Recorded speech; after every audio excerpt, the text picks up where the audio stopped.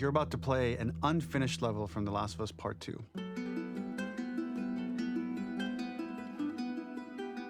The reason we added this section is there are a few sequences, and we picked the 3 of the best ones, that we cut from the game. Often we build a game that's much bigger than what ends up being the final product.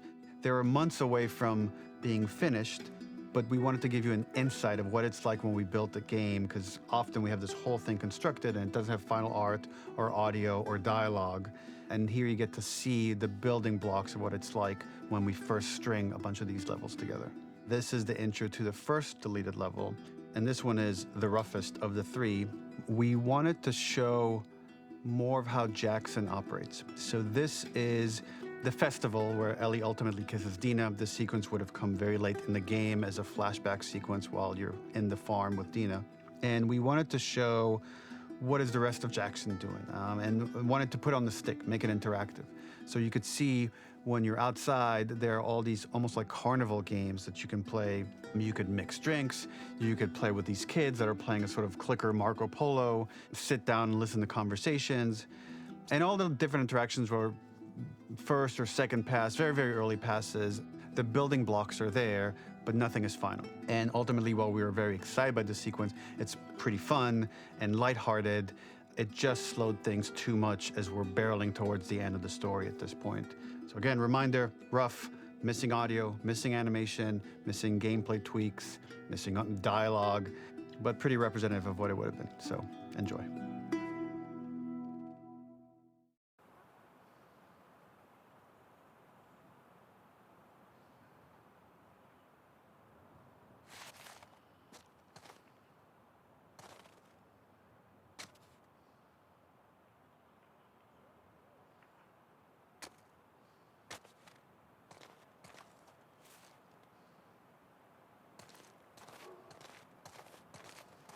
Originally, this level was going to transition us to farm. We would go all the way through to the dance, where Ellie and Dina share their first kiss. Then we would play through farm, and when Ellie plays the guitar at night, she would remember the Seth incident. So, the opening for this was a little tricky. We needed it to match at least a little what you might expect emotionally coming from prior beats, because we were already purposefully disorienting you in time and space. Remember, you just came from this huge fight. To jump straight into it would have been a little too jarring. After some back and forth, we rooted it in Ellie's nerves, calling back to her hands shaking in the theater. But this time, for a much more innocuous reason we'll find out later. She's nervous because she has a crush on Dina, who is the only reason why she's here at the dance.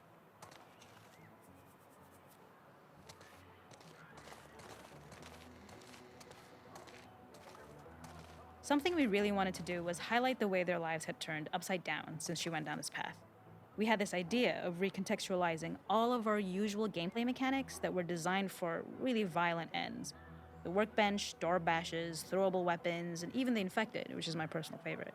Peppered throughout the level are moments of levity or shared history, all the while seeing how happy and mundane they all were before her huge revenge odyssey.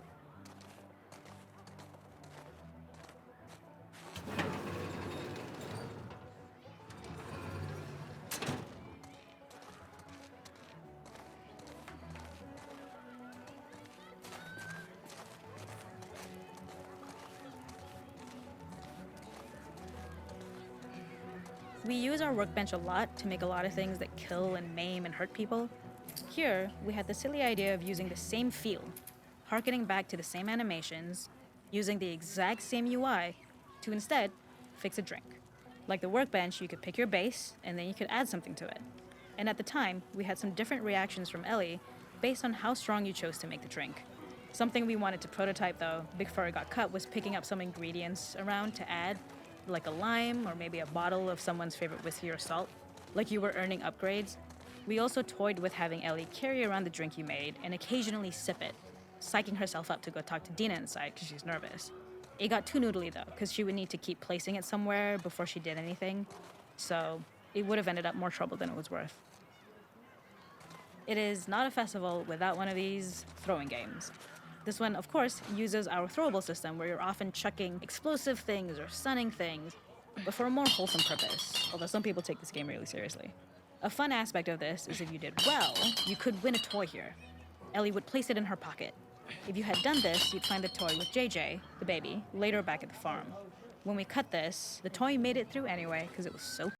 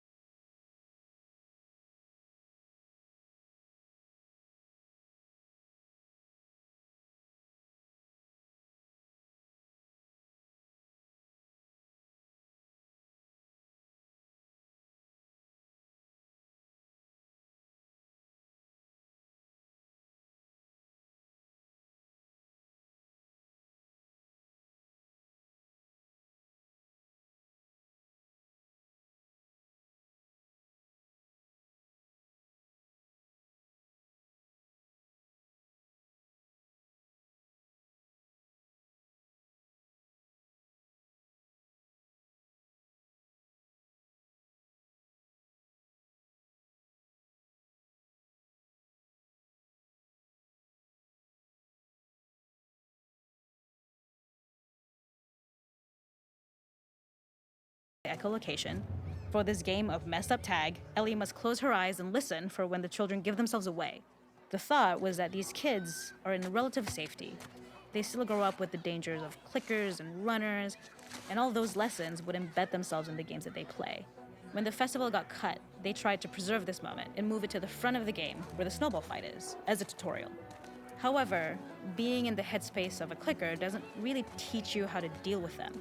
Eventually, it evolved, and they instead made the snowball fight, which was, I think, way more effective. For me, it's character illuminating that not only does Ellie know this game, she plays along. There's a familiarity with the kids that's really nice to see, especially because it's such a difference from the Ellie we see later, who has a sort of hollow normalcy that she's trying to get with JJ, but kind of fails. There's a hidden spot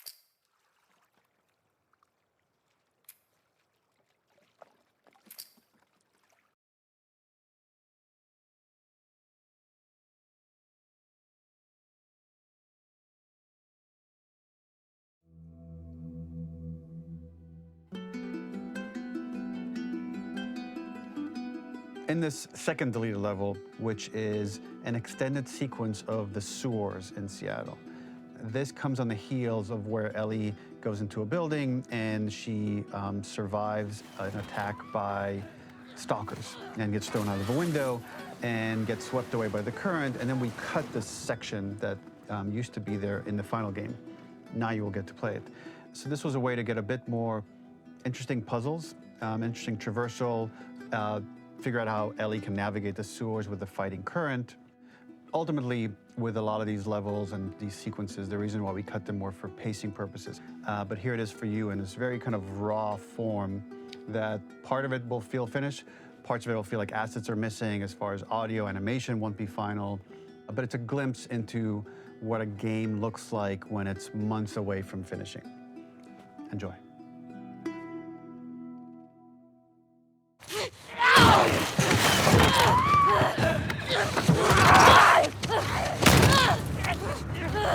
Get off of me!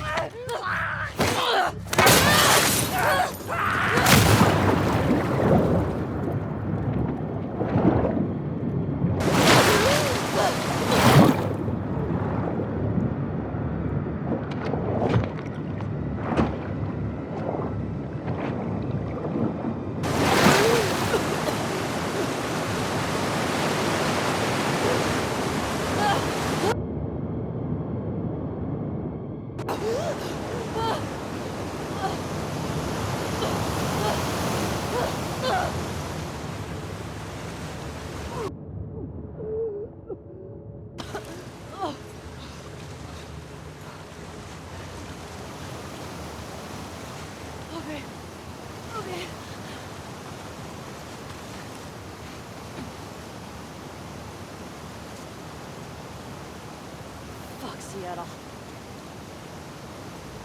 Okay. Where the hell am I? The ladder acts as an immediate goal for the player, but being able to climb out is not going to be so easy. To keep levels interesting and engaging, we alternate between positive and negative values the player experiences. Here, it's a positive to have found a ladder, but then a negative to discover it's not the solution. But then another positive to identify the next short-term goal of the doorway. By alternating between these opposing values, we give players what they expect, but not how they expect it.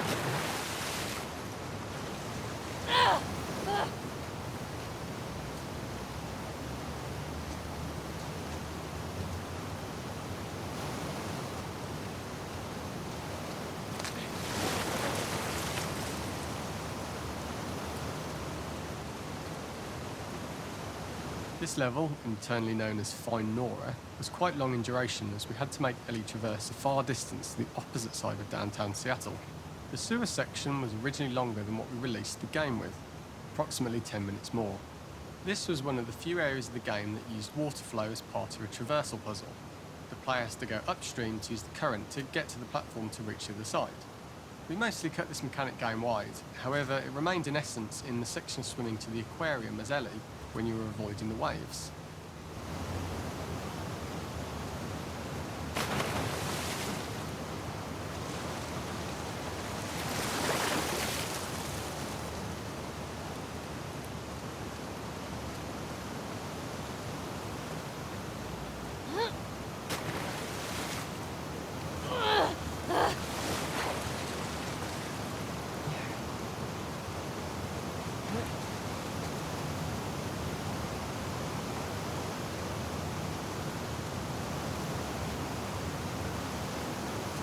When players reach the doorway and enter into the room, they're faced with a dead end.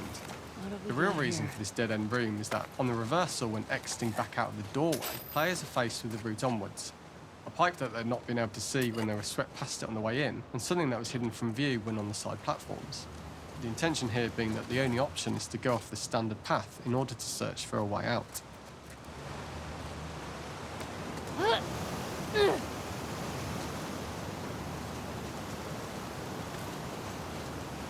Get me the hell out of here. Throughout the rest of the level, we also used light to indicate to the player that they were heading in the right direction. At each turn, however, we blocked the direct route forward. We slowly introduced the player to consider climbing into smaller pipes and crouching in these tight spaces. This is to slowly build up to, and encourage, the player to climb into such a small pipe that they'd have to be crawling on their stomach, which is something that the player previously may not have recognised as a playable space, let alone the desired route they need to take. Up and out. Just keep going up and out. We added a tiny space just to reward the player's exploration with a pickup item, and we made sure it was something that made sense that you'd find in this area. A canister and all the garbage that had been washed into the sewers from the surface.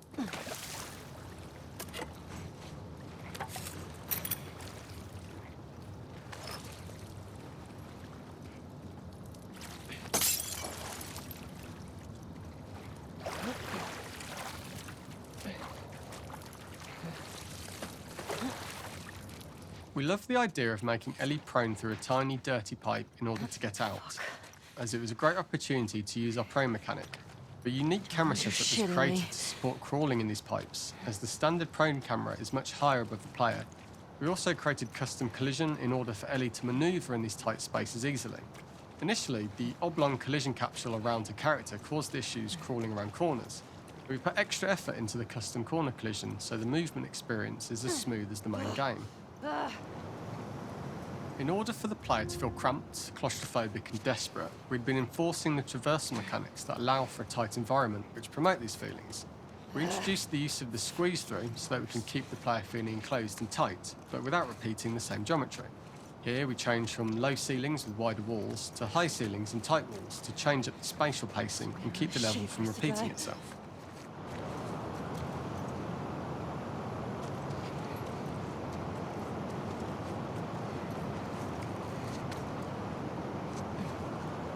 Originally, we had the waterline much higher here, so players had to swim through this tight tunnel. However, from watching user test feedback, it was occasionally causing people to discount the route entirely and turn back on themselves. So to avoid any risk of this happening in the final game, we present a lower water level so the tunnel is easy to see and commit to using. Although this isn't as impactful without the prone swim, it's the better decision as it means a smooth experience for the player with no backtracking frustration.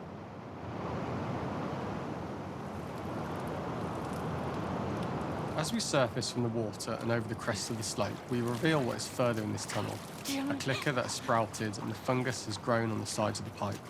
It was great to see people who user-tested this area becoming increasingly worried as we forced the player to squeeze past the fungus and inches away from the clicker's face, all the time not being sure whether the clicker might be alive or attack them. Although we aren't as cruel as to force a clicker attack in such close proximity, we do have a payoff for this moment. This clicker momentarily turned into Joel to show Ellie's PTSD from what happened to Joel at the start of the game. Ultimately, we decided to save this moment for the farm level, as it was more impactful there because it could become the centrepiece of that experience. Whereas in the sewers, we weren't able to make it as much of a narrative point and give it the breathing room and reaction time that it deserves, given the tight space. Shit!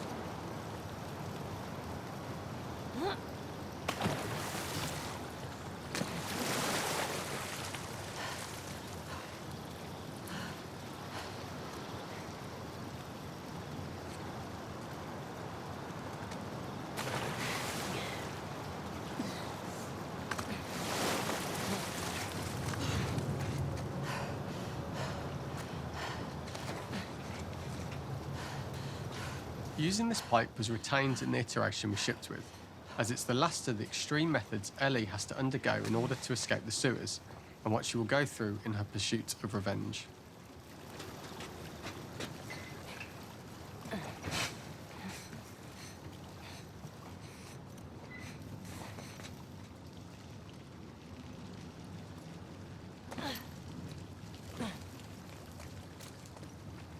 The last ladder climb is quite lengthy, and although we could have trimmed it down to a shorter climb, we liked how this last segment of the journey built anticipation for whether there was success at the top or not after all you've been through. Ultimately, the ladder exits out into the subway station, which is how it connects in the final game. Ellie then has to find her way to the hospital from here, crossing paths with the scars for the first time.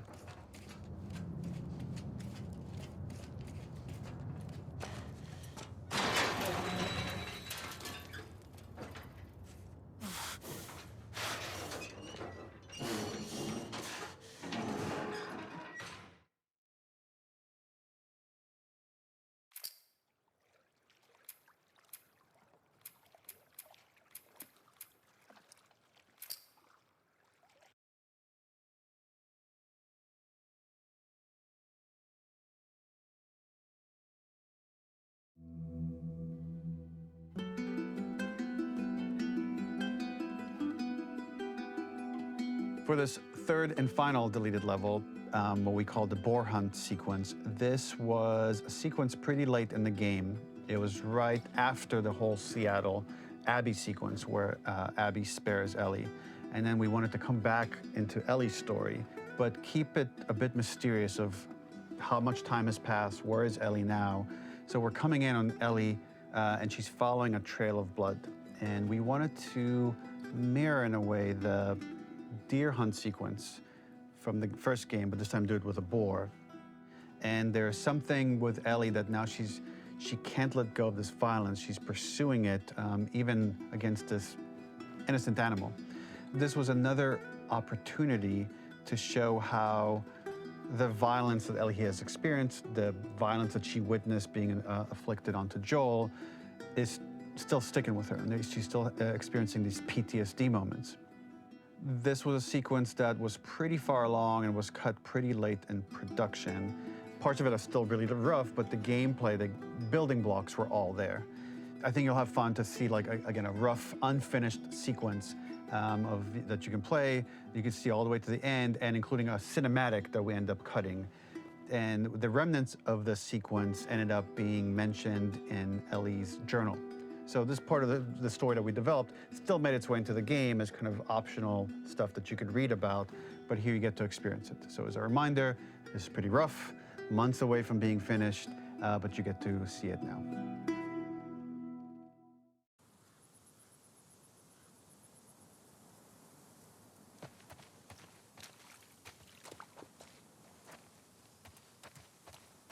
So the boar hunt was one of the hardest levels for me to work on. It was a huge challenge with the systems that we had, and we kept trying, but it never felt quite right. Originally, the level happened after the Jackson Festival, which also got cut, but before Farm. Once the festival got cut, it became the prologue to Farm. The intended experience is that we jump forward in time after the fight with Abby in the theater. We don't know where Dina is. We likely assume she's dead because she was just bleeding out. Ellie is alone. Her hair is short. So maybe this is the future or the present. And she's hunting. Hunting who? Abby still? In early iterations of the fight, it was more arena-like. The player slowly whittles down the boar's health. Ellie gets more visceral and more vicious. We get a little worried about her. As the boar gets weaker, more panicked, more feral, and we start feeling sympathetic to the boar was the hope. In all of these iterations, especially of these wider areas, it required custom AI and scripting to make sure it continued to feel organic as an animal, but we really needed it to do specific stuff. It needed to be able to close distances really, really quickly. It needed to charge to attack, but we wanted the feeling of hunting, so we needed to track it down from afar. And we also needed to discourage the player from attacking the boar when it's that close, or it would kind of turn into this melee kerfuffle. How do we do this in our world while keeping the boar believable? We must have gone through 5 or 6 iterations of the boar fight and all, and every single time it changed pretty drastically. We split it into clear phases, where one was like all long range. We tried another where you're getting close and you get to jump on it quite literally. You're jumping off of a rock to attack it. And then finally, we tried a bunch where you almost sort of go around a bunch of trailers and try and wrestle it. We uncovered after some time that taking down a boar over several phases felt very laborious and a little dramatic. It was comically long, it felt too boss-like, a little too gamey. We decided to cut the first few phases, and we opted for a cold open after the boar had already been hurt off-screen. So that allowed us to focus on feeling like we're closing in on prey and to introduce the boar when it was at its most dangerous. Already hurt, already feral, much too close for comfort. And so the thinking was it would bring us more into Ellie's mindset. Is this really hunting for food, or is she hunting for some other reason? The gas station was built to highlight the boar's destructiveness. Since it's cramped, the boar feels larger. We also feel trapped with it, or perhaps it's trapped with us. When it charges, it gets to us quickly, so we must be on our toes. This made it more aligned with Ellie's sort of hunting for trouble mindset. Listening became more important, as well as moving around slowly so it didn't hear you. Could you spot it before it saw or heard you? And could you get a shot off quickly enough so you could... Or is the shot worth the cost after? It feels like a gamble. By the end of the fight, everything would likely be in shambles. The boar would burst through the back, and Ellie would follow it and finally enact revenge.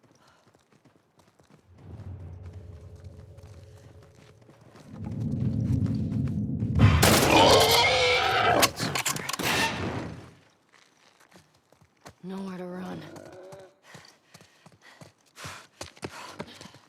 The boar kill was supposed to be anything but glory.